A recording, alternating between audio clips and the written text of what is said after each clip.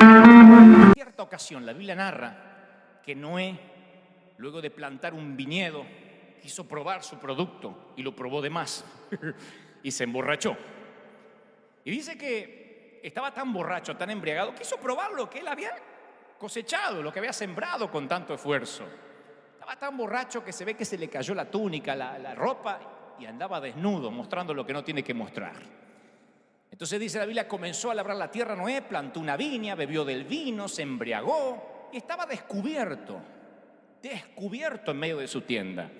Y Cam, padre de Canaán, Cam era uno de los hijos de Noé, vio la desnudez de su padre y va y se los cuenta a sus hermanos que estaban afuera. El viejo está desnudo, el viejo está desnudo.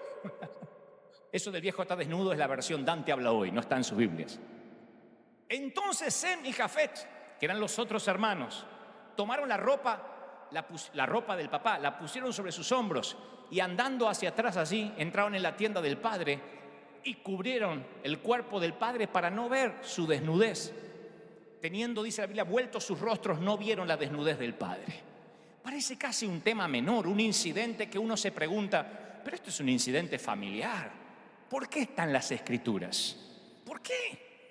¿Por qué de pronto este incidente? Y es que es un incidente profético. Cam ni se imaginó que el pequeño detalle de hablar de la desnudez del padre, burlarse de la desnudez del padre, iba a traer consecuencias desafortunadas para todo su linaje. Cuando Cam ve la desnudez de su padre, él viola un principio espiritual, porque menospreciar o subestimar a cualquiera que ocupe un lugar de autoridad es hacerlo más bajo de lo que Dios quiere que esté. Dios quiere que se proclame bendición. Cam produjo una maldición para toda la familia. Los hijos de Noé nunca se imaginaron que sus actos iban a cambiar drásticamente el futuro de sus familias por muchas generaciones. Y los que cubrieron se transformaron en bendición. Los hijos y nietos de Cam, que fue el que descubrió la desnudez y lo comentó, terminaron siendo todos cazadores. Tenían que vivir camuflados, escondidos para poder comer. De hecho, Nimrod, que es un nieto de Cam, construyó Babel en la llanura de Sinar, que es hoy Irán y parte de Arabia Saudita. Los otros hijos de Noé, los que cubrieron a su papá, cubrieron la parte de Medio Oriente, Canaán, Gaza, fueron pastores fructíferos. Estoy hablando de nietos, bisnietos, tatara, ultra, hiper, macro nietos. Fueron todos bendecidos. A causa de un acto, los hijos de cada quien tomaron naturalezas y perspectivas diferentes. Entonces el Espíritu Santo anoche me decía que nosotros no estamos liderando o llevando esta iglesia adelante solo para la gente hoy presente. Lo que hoy estás recibiendo va a bendecir tu simiente, va a bendecir tu generación. No habrá más eso que se decía, el padre se congrega pero el hijo está perdido. Reclamamos los hijos, los nietos, hasta la tercera, cuarta y quinta generación. ¿Cuántos toman esta bendición conmigo y dice amén? Lo estoy creyendo, dígame amén. Ahora, para eso hay actos proféticos que nosotros tenemos que hacer para que nuestros hijos estén bajo bendición. ¿Cuántos quieren que sus hijos, de verdad quieren que sus hijos estén bajo bendición? Y noten ustedes lo que pasa aquí con una bendición y una maldición, con cubrir la desnudez o con los hijos de Noé que dice vamos a bendecir a nuestro padre. Menospreciar una bendición, menospreciar una declaración profética abre puertas a la maldición.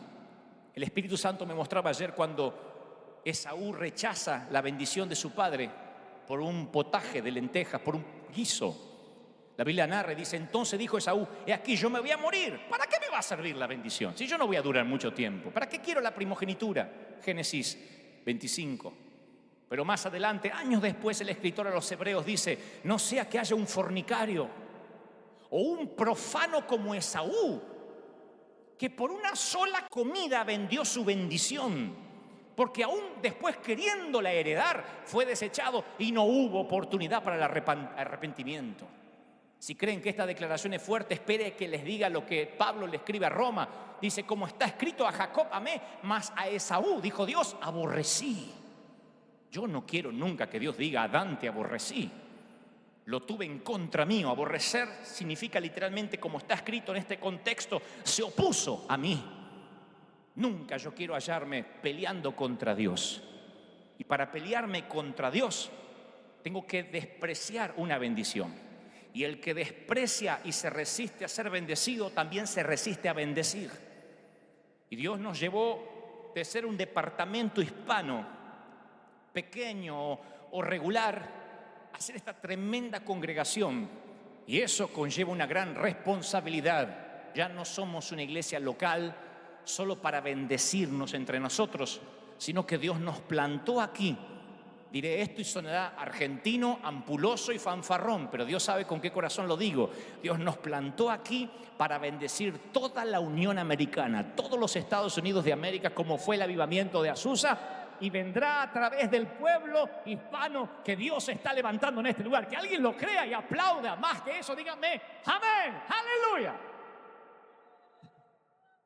Ahora, cuando dejamos de bendecir, cuando cerramos la mano para bendecir, cuando nos transformamos en una iglesia que solo vive de sus reuniones de damas, sus reuniones de caballeros, su escuelita dominical, su club social, sus cumpleaños, y cerramos las manos para bendecir, al no bendecir por omisión estamos maldiciendo, porque sabiendo bendecir no lo hacemos. Teniendo una buena noticia la callamos, y es tan pecado callarse como maldecir. Nos trae amargura, resentimiento. Recordaba muchas veces cuando hemos orado por personas enfermas con algo terminal, cáncer, tumores, o a veces lo que es peor, los médicos no daban con el diagnóstico, pero se estaba muriendo. Y llegar como pastores y decir, vamos a orar, y el Espíritu Santo diciendo, no voy a sanarlo hasta que no bendiga a quien está maldiciendo. La maldición es como el veneno que ataca nuestro sistema inmune. Así como el SIDA ataca nuestro sistema inmunológico, así es como un virus que llega a nuestra sangre espiritual y pervierte lo puro cuando hay amargura, cuando hay rencor. Y recuerdo en particular una señora grande, pero no estaba muriéndose de muerte natural, sino que los médicos decían, no sabemos de qué se está muriendo. Pero cada vez está más débil, cada vez está peor. Y lloraba, reprendía, y el Espíritu Santo me dice, no la voy a sanar hasta que ella no confiese. Y yo le dije, ¿tenés algún rencor, mamá, contra alguien? No. Pero hace memoria, mami, ¿no? Seguro.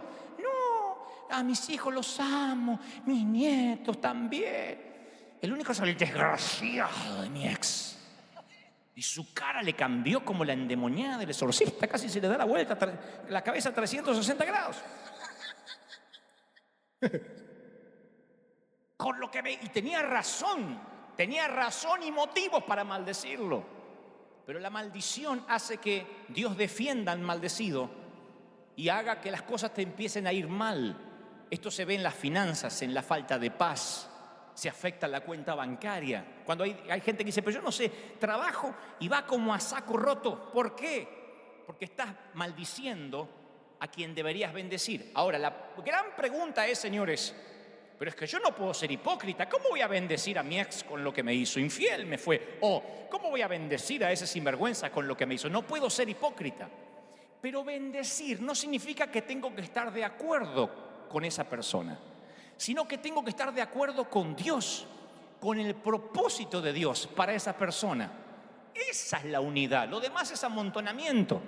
¿Qué es la unidad? Que nosotros no estamos de acuerdo en todo, pero estamos todos de acuerdo en un plano superior, en lo que el Espíritu Santo quiere hacer en esta congregación. ¿Están conmigo? Hay salvadoreños, mexicanos, argentinos, colombianos, venezolanos, etcétera. Pero todos estamos en un acuerdo, no pensamos lo mismo, pero todos estamos de acuerdo con lo que Dios quiere hacer. No importa si yo lo quiero mandar al infierno, ¿qué dice la palabra de Dios? Y me pongo de acuerdo con lo que el Espíritu Santo está queriendo hacer con esa persona. Hay gente que me odia y cree que si me odia y me maldice me va a ir mal. Pero aunque no esté de acuerdo, y lo respeto, no somos un billete de 100 para agradarle a todo el mundo, él me tiene que bendecir porque tiene que estar de acuerdo con Dios, que Dios dice, yo bendigo a este flaco como te bendigo a ti. A pesar de que somos gustos diferentes, etnias diferentes, razas diferentes, culturas diferentes, estamos en un mismo sentir. Pero hay algo en nosotros que nos hace pensar que Dios piensa como nosotros. Nos gusta suponer que Dios piensa como nosotros. Si no nos gusta a nosotros es porque seguro no le debe estar gustando a Dios. Y ahí es cuando se producen las divisiones. Es por eso que decimos, no estamos de acuerdo con aquella iglesia, con aquella otra. Hay un síndrome que viene de los pastores, confieso, como autocrítica. El síndrome que le pasó a Josué. La Biblia dice que Josué estaba en Jericó. Josué 5:13, después lo buscan. Y vio un gran varón que estaba delante de él, un ángel, que tenía una espada desenvainada. Y Josué, yendo hacia el ángel, ¿saben lo que le dijo? ¿Eres de los nuestros o de nuestros enemigos? ¿Para quién trabajas? En vez de decir, el ángel de Jehová, ¿qué me viene a decir? Le preguntó, ¿pentecostal o bautista?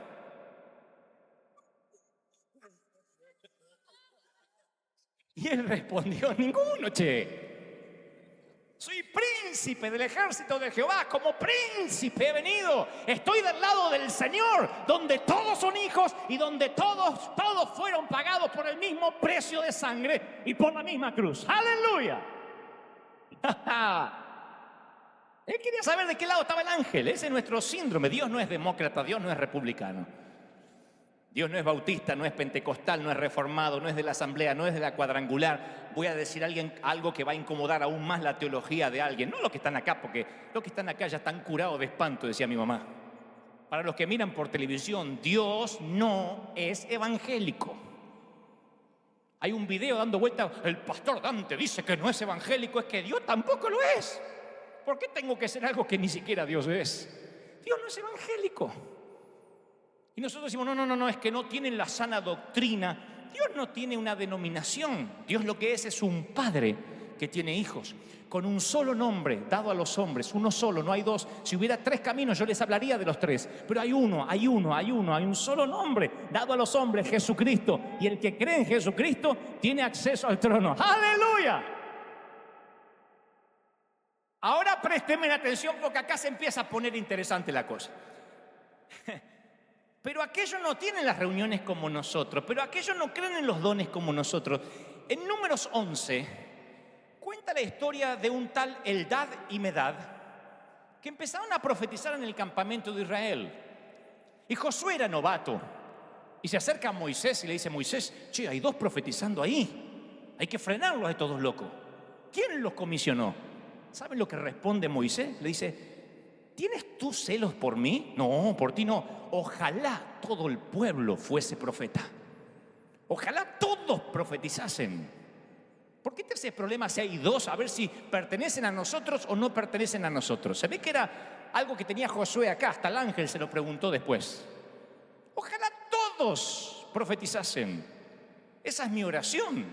Nuestra oración es que tenemos que tener un orden. Aquí hay pastores, hay voluntarios, hay mujeres, hay seguridad. Pero ustedes piensan que me voy a poner celoso si ustedes se acercan y me dicen, pastor, me metí en un hospital y ya que estaba orando por mi mamá, oré por la vieja que estaba al lado, por la otra que estaba allá, por el otro, por la comadre y se sanaron todos. Hoy, ¿por qué no me llamaste a mí? Ojalá todo el mundo entendiera que estas señales seguirán a los que creen. En mi nombre echarán fuera demonios, comerán cosas mortíferas, no les hará daño. Sobre los enfermos pondrán sus manos y sanarán. Los que creen, los que creen, los que creen. Alguien tiene que decir, Señor, somos de la iglesia que creemos.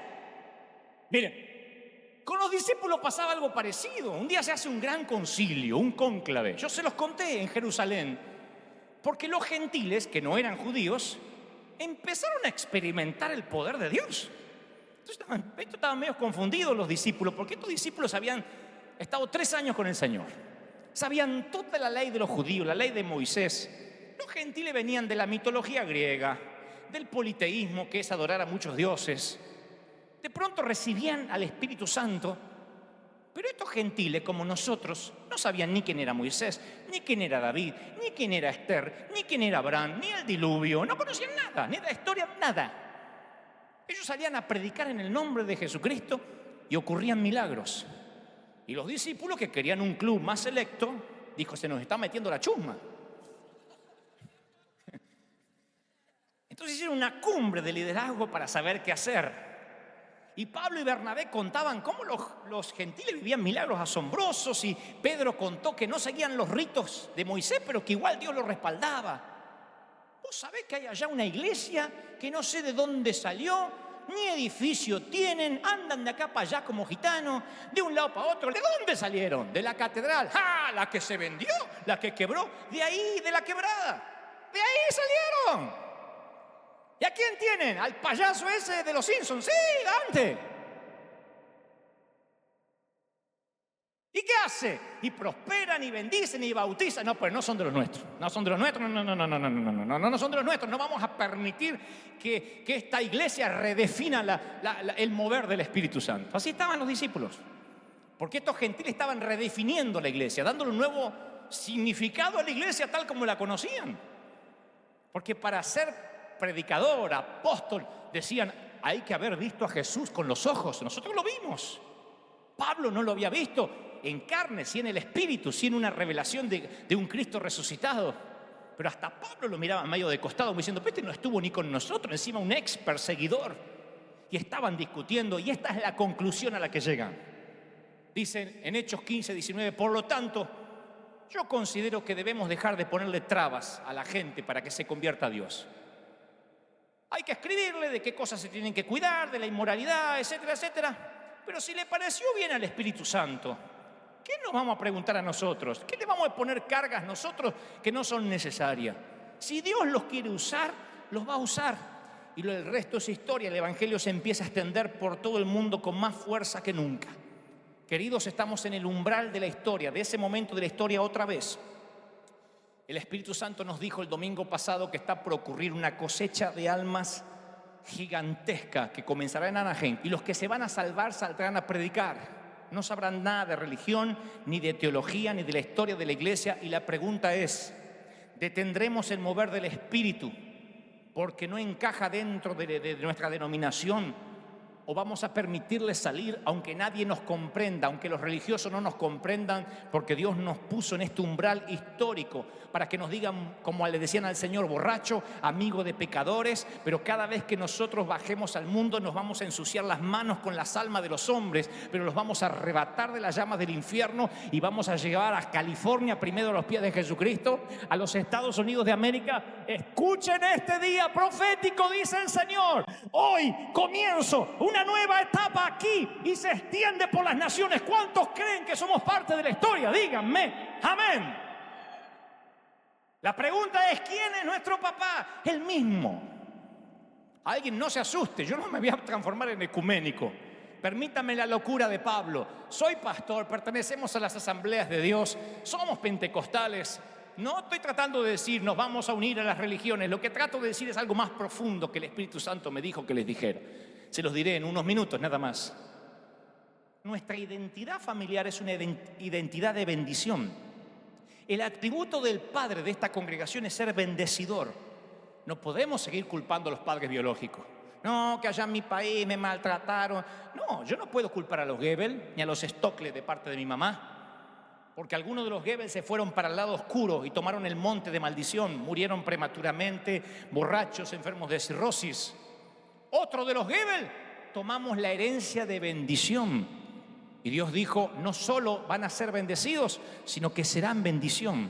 Y cuando yo acepté a Cristo, dejé de ser un Goebbels para que Dios me injertara con el espíritu de adopción en una tribu de bendición. Y esta iglesia es una tribu de bendición. Gente de todas las naciones que Dios ha traído desde los confines de la tierra. Los ha injertado en esta congregación para que tengan el ADN del Padre. Nunca maldigan, sino que bendigan. No solo reciban bendición, sino que sean bendecidores. Y donde toques, donde pises, donde respires, donde mires, donde vayas, dejes una estela de bendición radioactivo. Donde vayas, camines, la bendición esté alrededor. ¿Cuántos están tomando? Levante la mano y diga, Señor, yo tomo esta palabra. Lo creo, aleluya. Voy a terminar con esto. Mirad, dijo David, cuán delicioso es habitar los hermanos juntos en armonía. Como el buen óleo que desciende sobre la cabeza, la barba de Aarón, hasta el borde de sus vestiduras. Como el rocío de Hermón que desciende por los montes de Sión. Porque allí Jehová, allí, diga conmigo, allí Jehová envía bendición. Aleluya.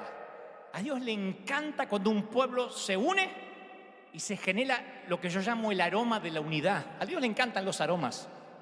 Le dijo a Moisés cómo tenía que hacer el aceite de la unción para ungir personas y utensilios. Le dio los ingredientes, como una botica de perfumería. Estos son los ingredientes para el aroma. Cuando la unción llega a una iglesia hispana como llegó aquí, y encaja con el cuerpo, con la química del cuerpo de Cristo, se produce un aroma fragante a todo el mundo que se llama bendición. Esa es la marca de Dios. Bendición. La química del cuerpo de Cristo con el aceite de la unción, hay un aroma tan potente que David dice que no estaba en la cabeza el aroma más potente, en la cabeza de Aarón, sino donde se concentraba, en el borde de las vestiduras. Allí envía Dios bendición y vida eterna. A donde más se concentra, a donde más se concentra el perfume, allí envía bendición. Yo les conté que el estanque de Betesda era un sitio con 5 puertas que tipifican los 5 ministerios, y quien quería bendición tenía que ir a congregarse al estanque. Allí estuvo nuestra iglesia por años. Un estanque de bendición, un estanque de favor. ¿Dónde está la iglesia de Gebel? ¿Dónde está Favor Day? ¿Dónde está la iglesia hispana? Los que salieron de la catedral. Acá, allá. Un lugar para que la gente viniera. Y le he dicho, Señor, danos un lugar, un edificio, para que la gente no se pierda. No es que quiero tener un edificio a esta altura de la vida. Yo soy hombre de cruzadas, de estadios, de espacios abiertos, soy evangelista. ¿Para qué comprar un edificio si puedo rentar un estadio una noche y luego devolverlo, que sigan jugando a la pelota? Que sigan jugando al fútbol en el estadio hasta que lo vuelva a rentar. Pero le decía, Señor, danos un lugar. El estanque de Betesda era un lugar donde todos se congregaban. Pero el Señor nos dijo hace cosa de 2 meses que de a poco nos íbamos a transformar en el río de Ezequiel, donde es playo, de donde nace, que es en el altar, pero a medida que se aleja del altar se hace más profundo, a medida que va a la ciudad, en los colegios, en los trabajos, a medida que se mete en las naciones. Dios nos dijo, se van a transformar en un río. ¿Se acuerdan de esa palabra?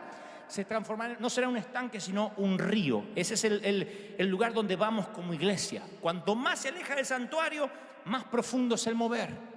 Cuando nos unimos juntos, tenemos la obligación de bendecir, porque tenemos el ADN del bendecidor. No podemos maldecir, no podemos criticar, tenemos que bendecir.